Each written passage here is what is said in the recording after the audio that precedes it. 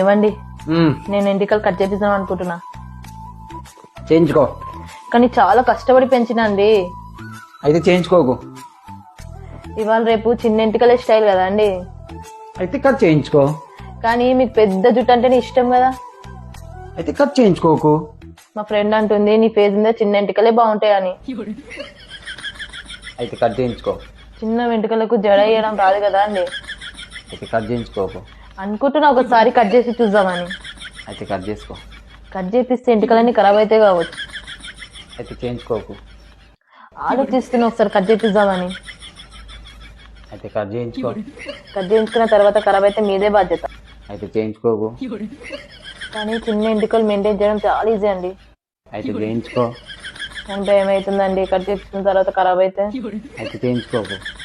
ఇక బాగా ఆలోచించి ఫిక్స్ అయినండి కట్ చేపించుకుందామని. అయితే చేయించుకో. సరే మరి ఎప్పుడు వెళ్దామండి? అయితే కట్ చేసుకోకు. నేను మా అమ్మ ఇంటికాడ పోదామంటున్నా. అయితే కట్ చేయించుకోకు. అరే నేనేమంటున్నా నువ్వేమంటున్నావు? అయితే కట్ చేసుకో. నీ పాలమీట బాగుందా? అయితే కట్ చేయించుకోకు. నువ్వు పిచ్చోళ్ళు అయిపోయినావేంది?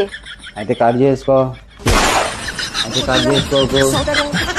కట్ చేయించుకో. కట్ చేయించకు. కట్ చేసుకో. కట్ చేయించకు.